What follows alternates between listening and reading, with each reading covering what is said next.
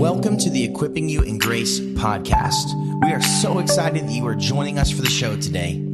This podcast aims to explore a biblical life view in a conversational tone. Let's join our host and founder of Servants of Grace, Dave Jenkins, for today's episode. Thanks so much for listening.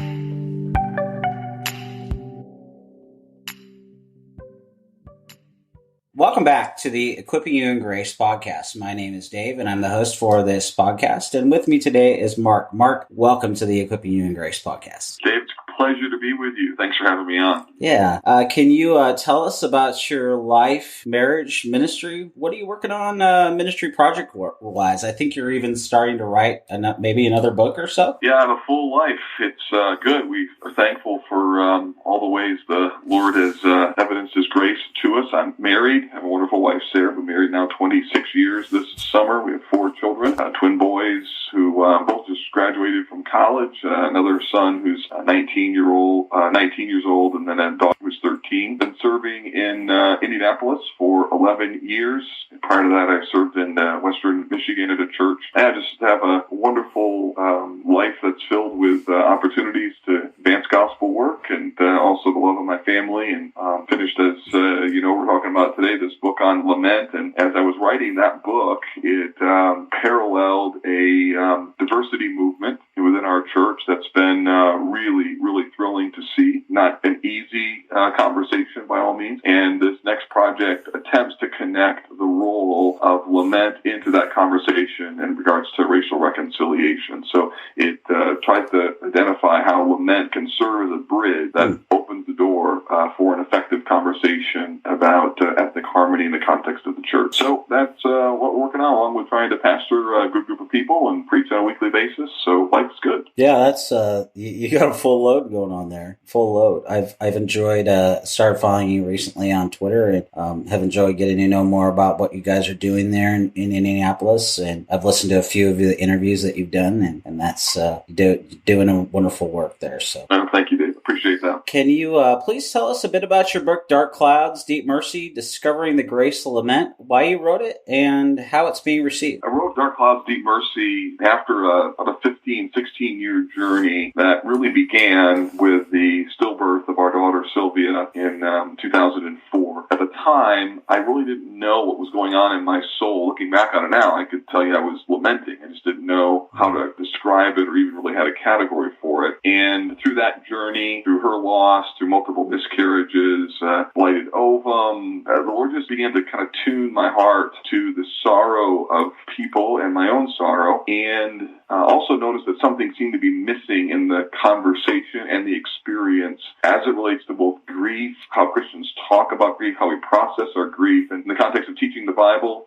through those years, began talking more about this reality of lament and the challenge that's related to how we think and talk to God through our sorrows. And as I began to talk about it, people started to come out of the woodwork, and as talked through Lamentations and various Psalms, began to realize that this is a really missing language for the church, and wanted just to kind of explore that, of the way in which God can give us grace when we learn the language of lament. And so set out on a journey in 2014 to try and put something down, to write it, and that then created the book that is now out there. Yeah, it's being received, I think, well. I've never written a book before. What I'm pleased with is that the book has done what my study did for me, which is to help explain to people what they are or what they were going through. So invariably, the comments I've heard from people is, you just explained the last 10 years of my life, giving them a category through which they can see their journey, and also giving folks some hope as to how they can even think about future suffering that they're going to go through, or maybe what they're working through right now, as to how lament as a biblical language can be a means of God's grace when sort of the dark clouds of life roll in. So that's the central premise of the book and how it came about. Well, I will echo what you just said. I've gone through quite a bit of pain, and so has my wife, and it's not been necessarily very easy. And this book definitely, I don't think that, I studied biblical studies in seminary, and I don't remember us covering that. But so your book was definitely really, really helpful and very needed. So thank you so much for writing it. Yeah, I'm glad it was helpful. I think that most of us, even those of us who've gone to seminary, for some reason we just kind of missed the section on lament. And I certainly did. And once you see it, you begin to understand why it's so important. You briefly touched on, your story about why you wrote it. So maybe you want to just touch a little bit more on this. How did you come to understand the importance of biblical lament for your own Christian life? Yeah, after our daughter died in 2004, and she was stillborn just a few days before delivery, I talk about that in the book. I had things that were rolling through my soul, two things, parallel track. On the one hand, I knew that God was good. I firmly believed that Romans 8 was true. All things work together for good. Those of us who set our hope on Christ, that's so incredibly true. And at the same time, life was still really hard. And what I found was that people tended to live in kind of two ditches. On the one hand was the ditch of despair, like, I can't do this, life awful. In some cases, folks even begin to question if they're even really a Christian. On the other hand, more common is denial. Everything's fine, and we're doing just okay. And so that despair and denial tended to be the two ditches that I found people falling into. Even found myself having to wrestle through. And I began to look in the Psalms and in other portions of Scripture and discover and learn that the Bible is both gut level honest with how hard life can be, but also incredibly hopeful. And that's what the lament Psalms in particular do. So, like in Psalm 13, how long, O Lord, will you forget me forever? And then at the end of the Psalm, it says, but I will sing. And so these two things that go together are both the hardship of suffering, but also the hopefulness that we can have that God's in control. And so I just began seeing that through my own journey, began seeing that in the Scriptures, began just talking about that and kind of living in that. And that allowed for me to be able to both be honest with the Lord, but also hope in His goodness, and to realize that those are not mutually exclusive categories. You can both trust in God, and you can really wrestle with deep questions. And both of those can go together. And that's even the title of the book, Dark Clouds, Deep Mercy, positions those two concepts right next to each other. Because I think, we know that hard is not bad, but hard is hard. And I think it's just hopeful to know that the Scriptures speak with that kind of language. And that's what I think lament did for me, did for my wife, and has been really helpful to the two churches that I've served in various ways. Is it fair to say that lament is a way to process and navigate the hardships of our life? Yeah, I think certainly that would be one way to talk about it. I think it's also a language that we use to talk to God while we are in pain, and it is a way that when we're not in direct pain, trying to just make it, lament also serves to tune our hearts to the brokenness around us and in the world. So lament isn't just for people who are struggling. It's for those whose life is going pretty well. And just to be reminded that life isn't going well for everybody. And we do live in a broken world. And lament, like a memorial, like the Vietnam Memorial, reminds us that our world is really broken and we really need a Savior. Yeah, amen. Well, what to those of our listeners who are new, they haven't yet read your book, what does lament look like in practice? Are there particular times when we should lament or not lament in the Christian life? We'll start with the definition. Simply, I think that lament is a prayer in pain that leads to trust. So it's a prayer. It's why I think that lament is uniquely Christian, because Christians pray in our pain. It's a prayer in pain, so it happens because I'm in some sort of difficulty, and it leads to trust. So lament is a language that moves us along from the pull of a hard life to trusting in God's sovereignty. And a third of the Psalms are lament. So you just kind of get your head around that. One out of every 3 Psalms have some sort of pain and lament-oriented theme in them. Sometimes those laments are personal, where an individual is working through sorrow. Sometimes it's corporate, where an entire body of believers are struggling. At other times, it's people are repenting for sins that they've committed, and other times it's folks who are wrestling under the weight of injustice, and they're crying out to God to do something, to act. And then each lament typically has 4 key elements to it. These aren't found in every single lament or in direct order, because it's a poetic expression, it's a musical form, so it's not linear, but usually a lament involves turning to God in prayer. So I choose to talk to God about my pain, instead of giving him the silent treatment. It involves laying my complaint before God, telling him exactly what's wrong in blunt and honest terms, asking boldly for God's help, and choosing to trust. So turn, complain, ask, and trust. Those are the four elements. And wherever there's pain in the world and whatever the circumstances are that create hardship, I think lament is the language that we need in order to talk to God about the distance that we feel from where we are to his fulfillment of his promises in the word to us. And lament is how you move from this is really hard to God, I know you're good. Yeah, that's really good. Well, you were just touching on corporate worship just a little bit there. And what does it look like to incorporate the practice of lament into the corporate gathering of God's people on the Lord's Day? Well, that's something that's really important for us to think through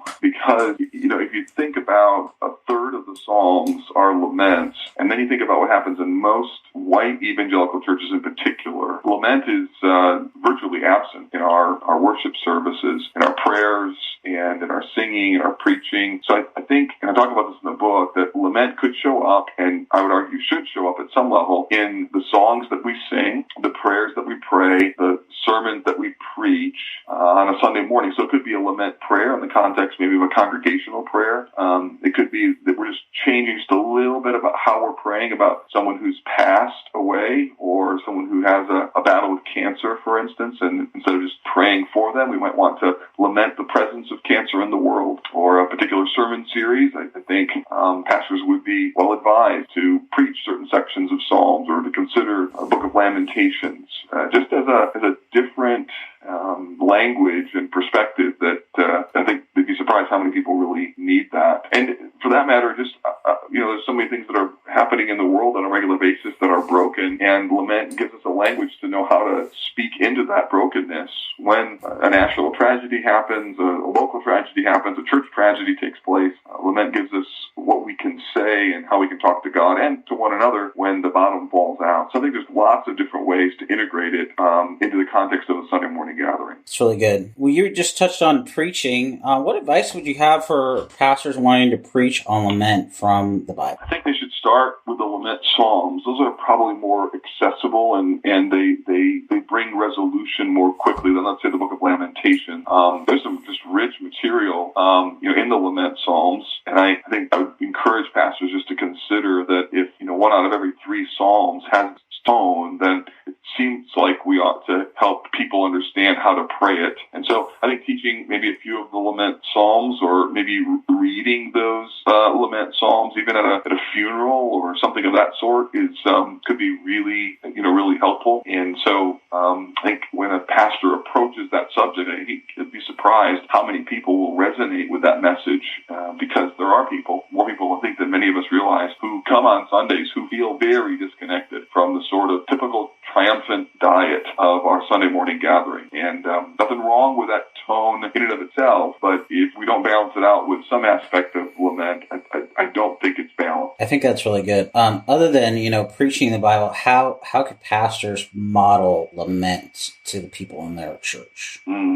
Pastors deal with the leading edge of pain in people's lives, from bedside conversations with dying people to conducting funerals. And the beauty of the gospel is it enters the glorious times and the really, really hard times. I think modeling how to pray for people, modeling what to say, and maybe in some cases better even what not to say. And maybe there's sometimes that pastors don't know what to say, and you can actually just simply pray a lament psalm over someone and let the Bible speak for itself. You may feel like, it feels like God has forsaken them. I know that he hasn't, but it might be a moment for you to connect to Psalm 22. Jesus himself prayed that, my God, why have you forsaken me? And people feel that. And I think pastors can give people permission to grieve well and to grieve biblically if they'll help lead them through that. And it's been remarkable as I've sort of entered into this space with conversations about lament, that people are just kind of surprised that they actually have permission to talk to God in a way that fit with the tone and the tenor of the lament psalm. So I think those are a couple things. And honestly, there's a lot more exploration that could be done in this arena. There's a lot more work that could be done when it comes to helping people lament. Do you think that, I know that we talked about how a lot of, in seminary, they don't talk about this. Do you think that there should be maybe a class that seminary students go through on lament to help them? So, when they go to the hospital and do hospital visits and funerals and the things that we're talking about, that could help them. I think it certainly could. I think there needs to be an understanding of the category, the genre, and the theology of lament, and then from a pastoral ministry perspective, how it could be uniquely helpful. I think that if pastors don't understand it, then I think they only give people sort of half of what they would need when they walk through suffering. If the best thing that a pastor can do to help his people for suffering is by preparing them before it happens, then it just seems like in seminary training as well, it would be good at least to have some conversation, whether it's in counseling or preaching or pastoral care classes, that lament is a part of the conversation. It's a very, very helpful biblical tool for navigating some pretty tricky waters. And I think that opportunity and the challenge necessitates a conversation about lament. Yeah. So maybe that'll be one of your books coming out, maybe in the future. Yeah, I don't know about that. We'll see. That's a whole different piece, or they can use my book as a textbook for chance to have a conversation about that. I'm just having a little fun with you. How's lament help grieving people? So many ways. Lament, it gives validation to struggling people that it's okay to wrestle with challenging feelings. I say grief is not tame. It comes like, billows of wave. It just storms your shore of your life. And what lament does is help people to know, look, what I'm feeling here, God can handle, the Bible can handle. And at the same time, points us and it gives us a direction for where we could head with what we can do with our emotions, what we can do with our pains, and how we can take them to the Lord, how we can honestly struggle and fight to be able to get to a point where we're trusting in the Lord, realizing that that's going to be a journey. So I think lament serves as a language that helps show us where we ought to go with our sorrow and our pain. The other thing that it does is that if you've got a hurting friend who's grieving, it's really scary. You don't know what to say. You don't want to say the wrong thing. And so lament gives you a way to engage with them that leads with empathy, but also substantive biblical truth that can help navigate them to a point of really trusting in God's goodness. And the other thing is I just think lament helps people to know that they're not alone in their suffering. And Jesus is the man of sorrows, entered into our pain. He even quoted a lament psalm when he's on the cross. And it's just helpful to know that I'm not alone in this journey, because grief is not only scary, it's incredibly isolating. And lament, I think, comes like a friend and it sits next to you on the mourning bench of life and says, I'm here to help you as we walk through this. Yeah, my parents got divorced when I was a teenager, and I remember reading. I just remember reading the Psalms over and over again, and I spent a lot of time just reading and meditating on the Psalms, and that really helped me during. I was a junior in high school when that happened, and it took a long time for me to get over that. It's very traumatic, but God, your book just reminded me of that period of my life, and just thankful for that I can look back and see that God's hand He didn't leave me in that. He provided people to walk along with me, His people. He gave us, He gave me the Word to read and to study. I made it through by the grace of God and with the help of His people. And even though I didn't understand lament, I was hurting. It broke me. It really did. Right. And I think I could see now that I was lamenting, and during that, even though I didn't know what that was, that's what I was doing. Yeah, it's amazing how we can look back at our lives and we know that God worked through that. But when you're in the middle of it, you're believing that that's true, but it's really, really hard. And, lament is a way to think about not only what's happened in the past, but even be able to pull those lessons into the present and say, God, here's a way for me to talk to you while I'm walking through this very difficult journey. How does suffering refine what we trust in and how we talk about our experience with suffering? Suffering has an ability to help us to know what we really believe. And it's one thing to say, I believe that Romans 8 is true, but you believe it differently when you've come through suffering and you've seen God be faithful to His promises, and when you have kind of had to go the distance with what the Word says. And so at one level, it tests your level of belief. It tests the extent to which that promise is true. And the challenge, of course, is that part of that testing means you have to go right to the edge of almost unbelief. Do I really believe that this is true? Is God really going to be faithful to me? And so suffering has the ability just to verify that those promises are living. They do, in fact, work, and I can make my life, on them. And so I think that's why in the book of James says we're to consider it all joy when we are grieved by various trials. So there's the juxtaposition. We're to joyfully endure things that are really grieving. And I think lament in particular is a way to think about the process of that refinement. So there's no question that suffering does that for us. Well, Mark, how does lament tune the heart so it can sing about trust in God alone? But lament has a unique ability to help at lots of levels.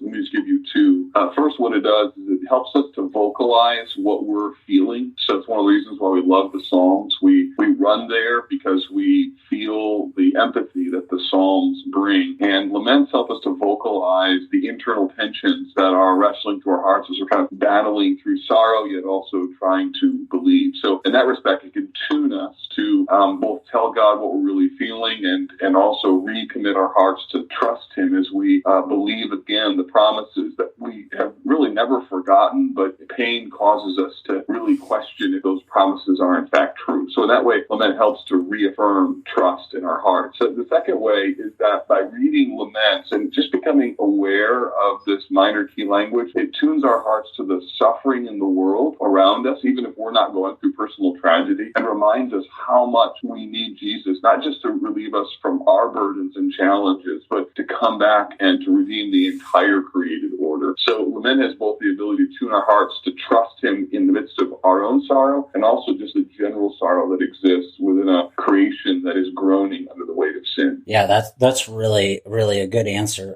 Yesterday I had a pretty difficult day. I got a project rejected, and I was also turned down from a position, and I don't deal well with rejection by and large, and I just never have. So was processing that. Last night I decided to go for a long walk, and about 2 miles, which is pretty far for me. I don't really walk that much. And anyway, I turned on some worship music, put on my headphones, and just started crying out to God. And by the time I was walking back to my house, the sun was going down. It was pretty late, and it was getting dark, and I was feeling better because I poured out all that frustration and the rejection, and I reminded myself of the gospel, and reminded myself that Jesus was He was rejected by men and accepted by God, and I'm forgiven and loved and accepted by God, and so no matter what happens, I'm still loved by God. And what greater thing can there be than that? And the worship thing just really helped me to remind me of God's love for me and how I'm accepted and loved. And so. Yeah, that's great. It's a great example of what we're supposed to do when we feel like the bottom drops out, or when just the ordinary sorrows of life just land on our shore. How is lament a prism through which we can see a path for growth in the grace of God? Lament gives us structure. It's sort of like guardrails. Turn, complain, ask, and trust are 4 key elements that all laments have at some level. They don't have all of them in every way we might think of them, because laments are poetry, and so they're not always linear. But what lament does is gives us a structure, a way to see life, a prism, to use the word used in your question, to see the difficulties, the sorrows that we encounter, and to transform those from just mere pains into platforms of worship for us. Say, even in this, I'm still going to choose to trust the Lord. Even in this, I'm going to bank my confidence on God's ability to help me. I'm going to believe that somehow this sorrow that is taking place in my heart can be used to help me to see things about myself, about the world, and even about the gospel that I wouldn't see without the unwelcome but strangely helpful prism of pain. And lament helps to give language and a voice and a path for that journey. I know that's really good. I know for me, oftentimes I want to avoid pain, and I want to avoid suffering, and again, I have to remind myself that why are these things in the world? Well, they're because of sin. We're sinners by nature and by choice. We don't get to put thumb our nose up to God and say, God, you're not good, and all those things. Although we do in our worst moments, to be sure, and I'm certainly guilty of that myself. But, and just reminding you, talking about, God's good, and this is a way in which we can not only express our hearts to God, but we can also actually implement and truly practice His goodness for us in our lives. That's exactly right. What are some personal steps one might take in personal lament or in helping others to learn about the practice of lament? One of the things that I've found to be helpful is to use that fourfold grid of turn, complain, ask, and trust, and to think of how one might pray in that format on a more regular basis. Most of us, myself included, kind of grew up with the acronym of ACTS, adore, confess, thanksgiving, and supplication. Not a bad prayer form, but I found it to be helpful on a somewhat regular basis to use the turn, complaint, ask, and trust format, just to tell God about the sorrows of my heart when they've been having a difficult week or a burden is really strong. So we can practice that personally. Another thing that we can do is to realize that when we have a grieving, hurting friend, one of the most helpful things that we can do is not try and fix it, but just to enter into their pain with them, to, as one author says, to sit beside them on the mourning bench. And lament helps us to know what to say and how to pray in those kind of moments. The other thing is just to read the Bible through a lament lens, whether it's the book of Habakkuk, the book of Lamentations, the Psalms. We just can see the way in which the Bible gives us a language for talking to God in the midst of our sorrow, in the midst of our hurt. So I encourage people to think about lament in the small areas of life, not just the major events, to see it as something that they put into practice even when disappointments, difficulties come, so that when major life events that are traumatic happen, they've got a well-tuned muscle for practicing the biblical language of lament. Yeah, that's really good. I'm reminded of something one of my high school mentors said when going through my parents' divorce, or shortly after it. He said that the Christian life is about perspective, and you just articulated that so well. It's about seeing reality as it is, through the gate of God's grace and His Word. Mm-hmm. I mean, I know I need that. I'm sure you do. We all do, and God has provided that for us. Yeah, that's right. And praise God, He has. Amen. Well, Mark, I've really enjoyed this conversation, and just as we wrap it up, can you give us a few takeaways that you would have for us on this topic? I think lament helps us to vocalize our sorrows. It gives us a voice when we're in pain. And I'm really thankful that that's there in the Bible. It's why we love the Psalms, why we love particular laments. Jesus, after all, was a man of sorrows, acquainted with grief. Even Jesus quoted a lament on the cross. My God, why have you forsaken me? Psalm 22. So laments help us to vocalize. They help us to empathize, both with the general pain that is in the world, or empathize with a brother or sister who's going through hard times. Lament is the way that we can enter into their pain and help them to see and to savor God's grace when the storm clouds of life roll in. And then finally, it's a way for us also to memorialize the reality that we live in a broken world. So memorials are there for a reason. They're designed to help us never forget. And particular parts of the Bible, like Lamentations, Habakkuk, certain of the Psalms, are there to remind us that when life is really going well, we ought to be careful that we're not unaware or forgetful that we do live in a really broken world. And watch the news. We can lament and not remain distant, but enter into the sorrow of a world that so desperately needs Jesus to return. And in so doing, I think Christians then could become really a prophetic voice calling the world to trust in Christ when hardship and difficulties come. So lament is both personal and it's corporate. It both vocalizes, it empathizes, and it memorializes how we deal with pain when difficulty comes our way. Yeah, that's really, really helpful. Well, Mark, one last question. Where can people learn more about your ministry work? Well, they can look at our church website, which is yourchurch.com. I serve at College Park Church in Indianapolis. They also have a blog JenkkinsandMarkVroegop.com. That's MarkVroegop. And then have a Facebook, Twitter, and Instagram presence as well. Those are just some of the places that folks could learn more about what's going on in my world and things I'm thinking about, writing about, and leaning into. Wonderful. Well, I've really have enjoyed getting to chat with you and also following you on social media. Keep up the good work there in Indianapolis and in your writing and speaking, brother. So God bless you. Thanks so much for your time and your interest in the important subject of lament.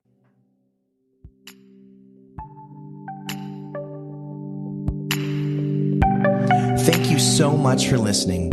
We hope that you were encouraged by today's episode. Don't forget to subscribe and leave us a review wherever you get your podcast. For more uplifting and thought-provoking content, please visit us online at servantsofgrace.org. You can also follow us on Twitter and Instagram at Servants of Grace and on Facebook at facebook.com/servantsofgrace. We hope you have a blessed day, and we will see you next time.